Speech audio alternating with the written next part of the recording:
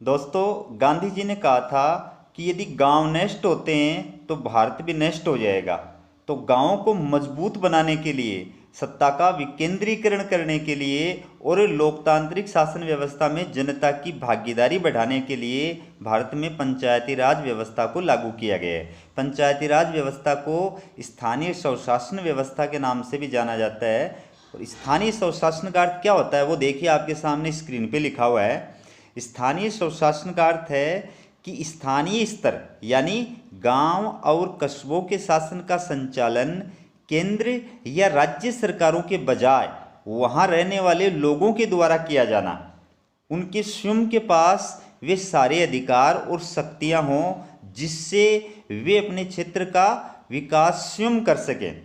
तो दोस्तों, स्थानीय स्वशासन को दो भागों में बांटा गया है। कौन कौन से हैं? ग्रामीण स्थानीय स्वशासन और नगरीय स्थानीय स्वशासन। तो इस वीडियो में मैं सिर्फ ग्रामीण स्थानीय स्वशासन के बारे में आपको बता रहा हूँ। ग्रामीण स्थानीय स्वशासन की प्रमुख संस्थाएं तीन हैं: ग्राम पंचायत, पंचायत समिति और जिला परिषद। आपको पता है, ग्राम स्तर पर ग्राम पंचायत होती है, खंड, ब्लॉक या तहसील स्तर पर पंचायत समिति होती है और जिला स्तर पर जिला परिषद होती है। इसी प्रकार से नगरीय स्थानीय स्वशासन की संस्थाएं हैं नगर पालिका, नगर परिषद और नगर निगम। इनकी चर्चा अपन अगले वीडियो में करेंगे। अब देखिए, मैंने समझाने के लिए ये वेन आरेख बनाया है कि भारत में जो पंचायती राज व्यवस्था है, इस व्यवस्था को ग्रामीण स्थानीय स्वशासन कहा जाता है। ग्रामीण स्थानीय स्वशासन, इसी को पंचायती राज संस्थाएं भी बोला जाता है। तो ग्रामीण स्थानीय स्वशासन की जो प्रमुख संस्थाएं हैं या पंचायती राज की जो संस्थाएं हैं वो तीन हैं, आपके सामने वेन आरेख में दी गई हैं। सबसे निम्न स्तर पर, सबसे नीचे के स्तर पर जो संस्था होती है वो होती है ग्राम पंचायत, जो ग्राम स्तर पर, गांव के स्तर पर होती है। और ये शासन की सबसे छोटी इकाई होती है और शासन की सबसे छोटी संस्था होती है। फिर मध्यवर्ती स्तर पर यानी खंड या ब्लॉक स्तर पर पंचायत समिति होती है। और फिर ग्रामीण स्थानीय स्वशासन की जो सर्वोच्च संस्था होती है वो होती है जिला स्तर पर, जिसको बोलते हैं जिला परिषद। तो इस वेनार्क को देख करके आप अच्छी तरह से इसके बारे में समझ सकते हैं। अब अपन चर्चा करेंगे भारत में पंचायती राज की ऐतिहासिक पृष्ठभूमि। दोस्तों, आपको पता है भारत में ग्राम पंचायतों का इतिहास बहुत पुराना है। प्राचीन काल में आपसी झगड़ों का फैसला पंचायतें करती थी। सबसे पहले अपन वैदिक काल की बात करते हैं। दोस्तों, भारत में पंचायतों के अस्तित्व का सर्वप्रथम उल्लेख वैदिक काल में मिलता है। उस समय ग्राम का जो मुखिया होता था वो ग्रामणी होता था। अथर्ववेद में ग्रामणी शब्द का उल्लेख मिलता है। आपको पता है कि वैदिक काल में सभा और समिति नामक दो संस्थाएं भी होती थी। अब बात करते हैं बौद्ध काल की। देखिए, बौद्ध काल में शासन की सबसे छोटी इकाई ग्राम थी, जिसका मुखिया ग्राम योजक होता था और जो ग्राम सभा के द्वारा चुना जाता था। इसके बाद में आते हैं मौर्य काल। देखिए, मौर्य काल में भी ग्राम का शासन ग्राम सभा के द्वारा होता था, जिसका मुखिया ग्रामिक कहलाता था। इसके बाद में मुगल काल। मुगल काल में भी प्रशासन की सबसे छोटी इकाई गांव थी, जिसका मुखिया मुकद्दम या चौधरी कहलाता था। अब आते हैं अपन आधुनिक काल में यानी ब्रिटिश काल में। तो देखिए, भारत में आधुनिक रूप में स्थानीय शासन से जुड़ी संस्थाओं का सर्वप्रथम विकास ब्रिटिश शासन काल में हुआ था। गवर्नर जनरल लॉर्ड रिपन को भारत में स्थानीय स्वशासन का पिता कहा जाता है, क्योंकि 1882 के प्रस्ताव द्वारा उन्होंने ही स्थानीय स्वशासन की नींव रखी थी। स्थानीय स्वशासन व्यवस्था को वैधानिक दर्जा सर्वप्रथम 1919 के एक्ट द्वारा प्रदान किया गया था। वैधानिक दर्जा अच्छी तरह याद रखना, स्थानीय स्वशासन व्यवस्था को वैधानिक दर्जा सर्वप्रथम 1919 के एक्ट के द्वारा प्रदान किया गया था। और भारत में सर्वप्रथम स्थानीय सरकार अधिनियम 1919 बंगाल प्रांत में लागू हुआ था। अब इसके बाद हमारे देश में पंचायती राज का विकास किस प्रकार से हुआ वो आपको मैं बताता हूँ। देखिए, आज़ादी के बाद भारत के संविधान में स्थानीय स्वशासन को प्रांतीय सूची का विषय मानते हुए और इस पर कानून बनाने का अधिकार राज्य सरकारों को प्रदान कर दिया गया है। यानी स्थानीय स्वशासन की सूची का विषय है प्रांतीय सूची का, तो इस पर कानून बनाने का अधिकार किसको है? राज्य सरकारों को। तो संविधान निर्माताओं ने संविधान के भाग 4 में नीति निर्देशक तत्वों के अंतर्गत अनुच्छेद 40 में पंचायतों के बाबत उल्लेख करते हुए कहा कि राज्य ग्राम पंचायतों का संगठन करने के लिए कदम उठाएगा और उनको शक्तियां तथा अधिकार प्रदान करेगा। यानी संविधान के अंदर 73वें संविधान संशोधन के पारित होने से पहले और पंचायती राज व्यवस्था के बारे में जो उल्लेख किया गया था वो भाग 4 में नीति निर्देशक तत्वों के अंतर्गत अनुच्छेद 40 में किया गया था। ठीक है। उसके बाद देखिए बलवंत राय मेहता समिति। दोस्तों 1952 में भारत सरकार द्वारा सामुदायिक विकास कार्यक्रम प्रारंभ किया गया था, लेकिन जनता का इसमें सहयोग नहीं मिला और ये कार्यक्रम सफल नहीं हो सका। अतः इसकी समीक्षा करने के लिए 1957 में मेहता समिति का गठन किया गया था, जिसके अध्यक्ष थे बलवंत राय मेहता। इस समिति ने सिफारिश की कि लोकतांत्रिक विकेंद्रीकरण और सामुदायिक विकास कार्यक्रम को सफल बनाने के लिए पंचायती राज संस्थाओं की स्थापना की जाए, जिसे समिति ने अपनी रिपोर्ट में लोकतांत्रिक विकेंद्रीकरण का नाम दिया था। अच्छी तरह याद रखना है कि पंचायती राज संस्थाओं की स्थापना का सुझाव सबसे पहले किस समिति ने दिया था? बलवंत राय मेहता समिति ने, और इस समिति का गठन 1957 में किया गया था। तो दोस्तों इस समिति के द्वारा जो सिफारिशें की गई थी उन सिफारिशों को लोकतांत्रिक विकेंद्रीकरण का नाम दिया गया था। अब देखिए पंचायती राज व्यवस्था का उद्घाटन। दोस्तों मेहता समिति द्वारा की गई सिफारिशों के क्रियान्वयन के लिए 2 अक्टूबर 1959 को सर्वप्रथम राजस्थान में नागौर जिले में पूर्व प्रधानमंत्री पंडित जवाहरलाल नेहरू द्वारा पंचायती राज व्यवस्था का उद्घाटन किया गया था। पंचायती राज व्यवस्था का उद्घाटन सर्वप्रथम कहाँ किया गया था? नागौर में, राजस्थान के अंदर। कब? 2 अक्टूबर 1959 को। और उस समय भारत के प्रधानमंत्री थे पंडित जवाहरलाल नेहरू, उन्हीं के द्वारा उद्घाटन किया गया था। उस समय राजस्थान के मुख्यमंत्री थे मोहनलाल सुखाड़िया। अच्छी तरह याद रखना, इंपॉर्टेंट क्वेश्चन है। राजस्थान के बाद इस त्रिस्तरीय पंचायती राज व्यवस्था को लागू करने वाला दूसरा राज्य आंध्र प्रदेश था। यानी सर्वप्रथम पंचायती राज व्यवस्था भारत के किस राज्य में लागू हुई थी? राजस्थान में। और उसके बाद दूसरे नंबर पर किस राज्य में लागू हुई थी? आंध्र प्रदेश में। और इसके बाद अधिकांश राज्यों ने इस व्यवस्था को लागू किया। लेकिन मैं आपको ये बता दूं कि ये जो व्यवस्था उस वक्त लागू की गई थी ये केवल राज्यों पर स्वैच्छिक थी, बाध्यकारी नहीं थी। यानी संविधान में इस बाबत कोई संशोधन करके और इसको संवैधानिक दर्जा प्रदान नहीं किया गया था। अब देखिए संविधान के लागू होने के बाद पंचायती राज व्यवस्था के अध्ययन के लिए किन किन अध्ययन दल या समितियों का गठन किया गया था वो देखिए। पहली बात अशोक मेहता समिति। दोस्तों बहुत इंपॉर्टेंट समिति है।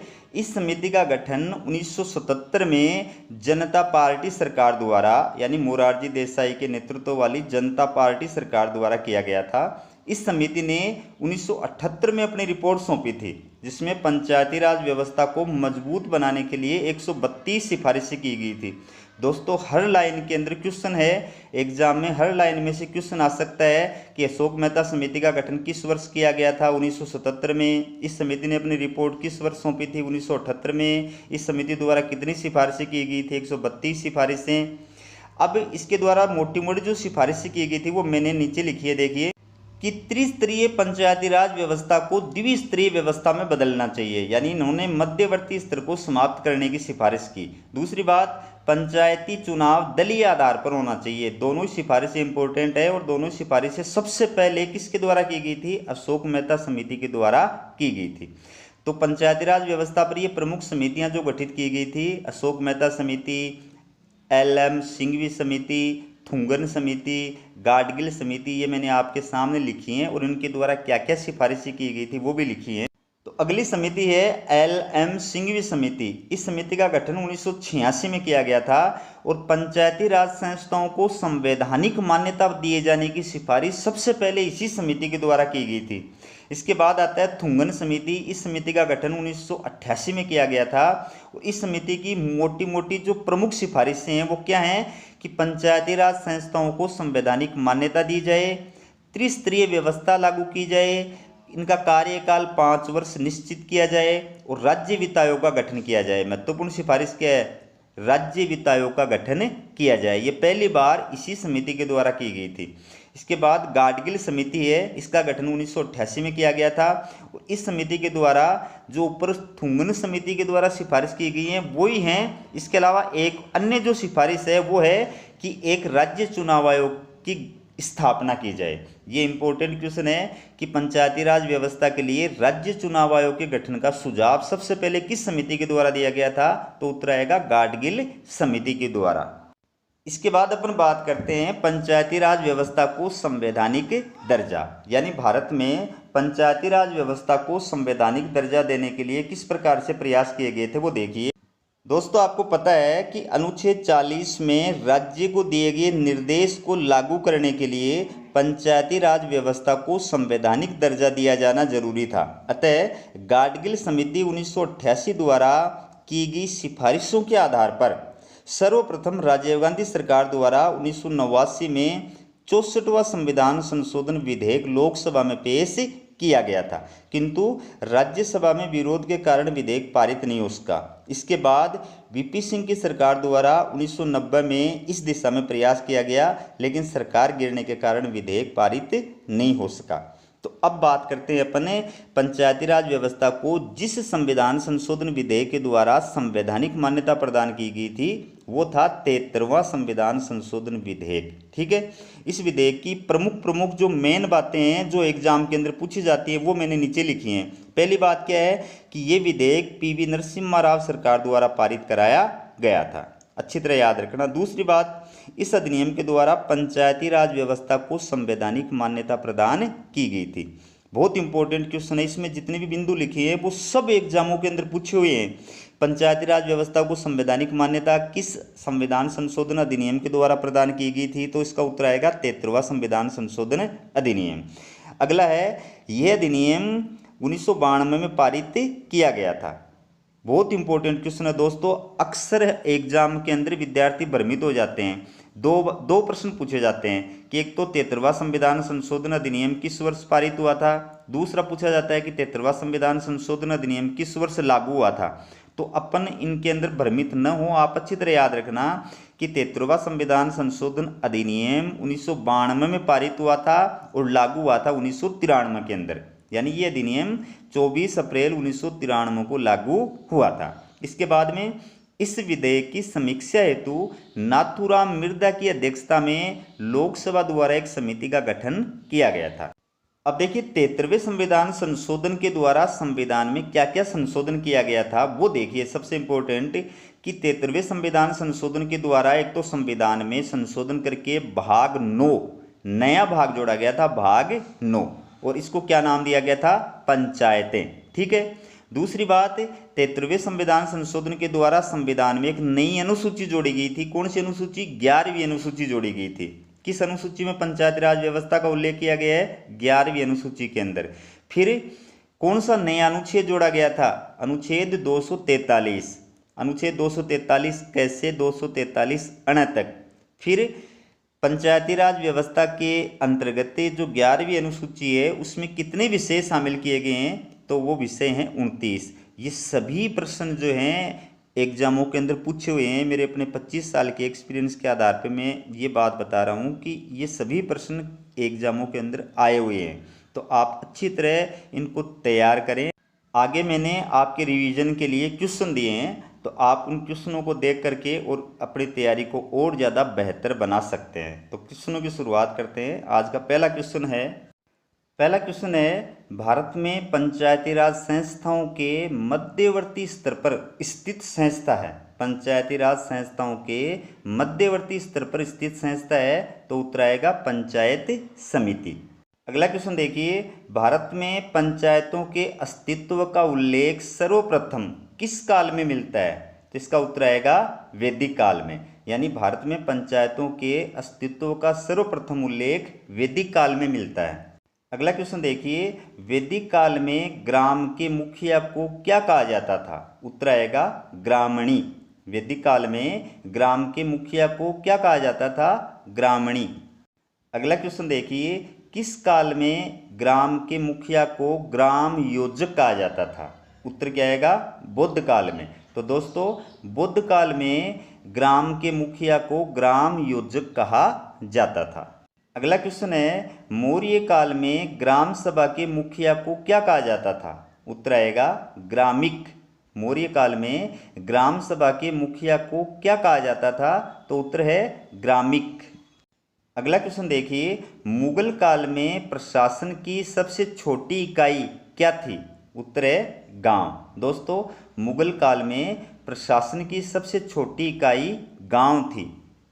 अगला क्वेश्चन देखिए, भारत में स्थानीय स्वशासन का पिता किसे कहा जाता है? उत्तर आएगा लॉर्ड रिपन को। गवर्नर जनरल लॉर्ड रिपन को भारत में स्थानीय स्वशासन का पिता कहा जाता है। अगला क्वेश्चन है, स्थानीय स्वशासन व्यवस्था को वैधानिक दर्जा सर्वप्रथम किस अधिनियम द्वारा दिया गया था? तो इसका उत्तर आएगा भारत शासन अधिनियम 1919 के द्वारा। दोस्तों भारत शासन अधिनियम 1919 के द्वारा भारत में स्थानीय शासन व्यवस्था को वैधानिक यानी कानूनी दर्जा प्रदान किया गया था। अगला क्वेश्चन है, ब्रिटिश शासन काल में स्थानीय सरकार अधिनियम 1919 सर्वप्रथम किस प्रांत में लागू किया गया था? तो इसका उत्तर आएगा बंगाल में। बंगाल ऐसा प्रांत था जिसमें पहली बार ब्रिटिश शासन काल के अंदर स्थानीय सरकार अधिनियम 1919 लागू किया गया था। अगला क्वेश्चन है, भारतीय संविधान में स्थानीय स्वशासन को किस सूची में शामिल किया गया? बहुत इंपॉर्टेंट क्वेश्चन है। उत्तर क्या आएगा? प्रांतीय सूची में। स्थानीय स्वशासन किस सूची के अंदर शामिल किया गया है? प्रांतीय सूची में। दोस्तों ये सभी क्वेश्चन इंपॉर्टेंट है, बार बार मुझे कहने की आवश्यकता नहीं है, ये सारे क्वेश्चन बहुत इंपॉर्टेंट हैं। तो ये क्वेश्चन देखिए, संविधान के किस अनुच्छेद में कहा गया है कि राज्य ग्राम पंचायतों का संगठन करने के लिए कदम उठाएगा? तो उत्तर आएगा अनुच्छेद 40 में। अनुच्छेद 40 में क्या कहा गया है? राज्य ग्राम पंचायतों का संगठन करने के लिए कदम उठाएगा।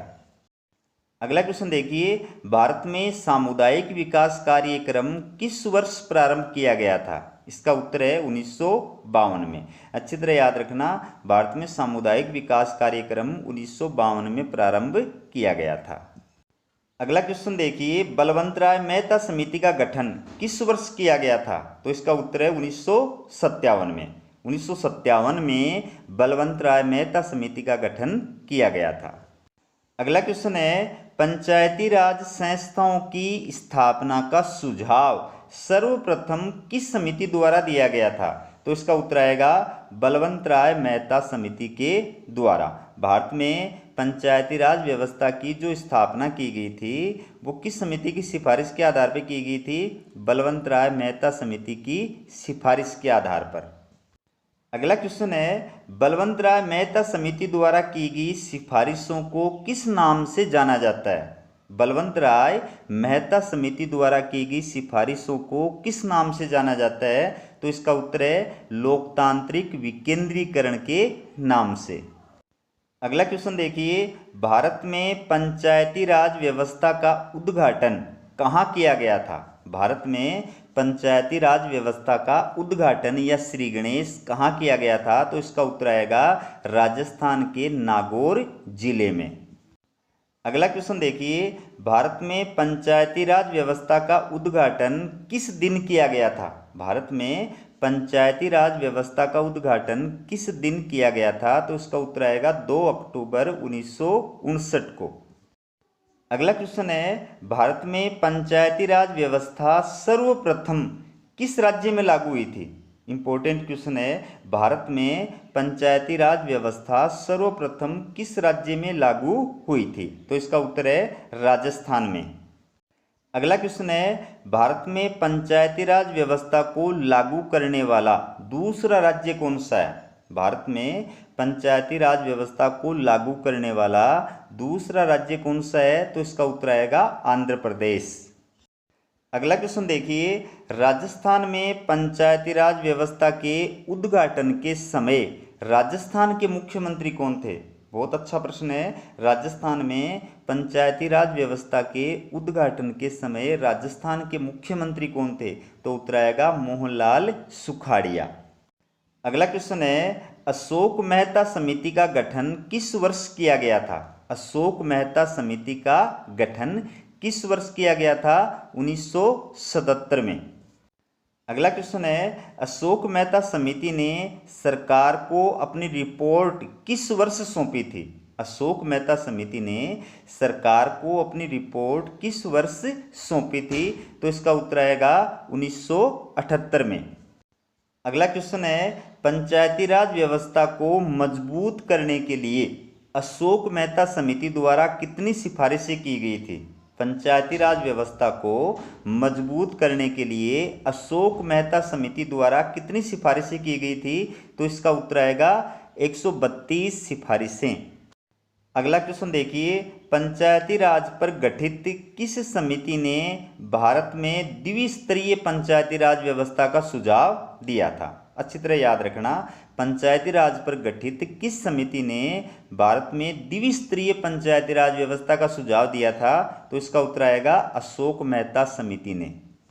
अगला क्वेश्चन है, पंचायती राज संस्थाओं को संवैधानिक मान्यता प्रदान करने का सुझाव सर्वप्रथम किस समिति द्वारा दिया गया था? दोबारा सुनो, पंचायती राज संस्थाओं को संवैधानिक मान्यता प्रदान करने का सुझाव सर्वप्रथम किस समिति द्वारा दिया गया था? तो इसका उत्तर है LM सिंघवी समिति के द्वारा। अगला क्वेश्चन है, पंचायती राज संस्थाओं के लिए राज्य वित्त आयोग के गठन का सुझाव सर्वप्रथम किस समिति के द्वारा दिया गया था? राज्य वित्त आयोग के गठन का सुझाव सर्वप्रथम किस समिति द्वारा दिया गया था? तो इसका उत्तर आएगा थुंगन समिति द्वारा। अगला क्वेश्चन देखिए, पंचायती राज संस्थाओं के लिए एक राज्य चुनाव आयोग के गठन का सुझाव सर्वप्रथम किस समिति द्वारा दिया गया था? अच्छी तरह याद रखना, राज्य निर्वाचन आयोग के गठन का सुझाव सर्वप्रथम किस समिति द्वारा दिया गया था? तो इसका उत्तर है गाडगिल समिति द्वारा। अगला क्वेश्चन देखिए, निम्न में से पंचायती राज व्यवस्था के अध्ययन के लिए गठित समिति नहीं है। पंचायती राज व्यवस्था के अध्ययन के लिए गठित समिति नहीं है। तो दोस्तों इसमें गाडगिल समिति भी है, LM सिंघवी समिति भी है, अशोक मेहता समिति भी है, बलवंत राय मेहता समिति नहीं है। अगला क्वेश्चन देखिए, राजीव गांधी सरकार द्वारा पंचायती राज व्यवस्था को संवैधानिक दर्जा प्रदान करने के लिए 1989 में कौन सा संविधान संशोधन विधेयक लोकसभा में पेश किया था? अच्छी तरह सुनो, राजीव गांधी सरकार द्वारा पंचायती राज व्यवस्था को संवैधानिक दर्जा प्रदान करने के लिए 1989 में कौन सा संविधान संशोधन विधेयक लोकसभा में पेश किया था? तो इसका उत्तर आएगा 64वां संविधान संशोधन विधेयक। अगला क्वेश्चन है, भारत में पंचायती राज व्यवस्था को संवैधानिक मान्यता किस अधिनियम द्वारा प्रदान की गई थी? Very important question. भारत में पंचायती राज व्यवस्था को संवैधानिक मान्यता किस अधिनियम द्वारा प्रदान की गई थी? इसका उत्तर आएगा 73वें संविधान संशोधन अधिनियम द्वारा। अगला क्वेश्चन है, 73वां संविधान संशोधन अधिनियम किस वर्ष पारित किया गया था? बहुत इंपॉर्टेंट क्वेश्चन है, 73वां संविधान संशोधन अधिनियम किस वर्ष पारित किया गया था? उत्तर आएगा 1992 में। ये क्वेश्चन देखिए, ये सभी क्वेश्चन एग्जामों के अंदर आए हुए हैं दोस्तों।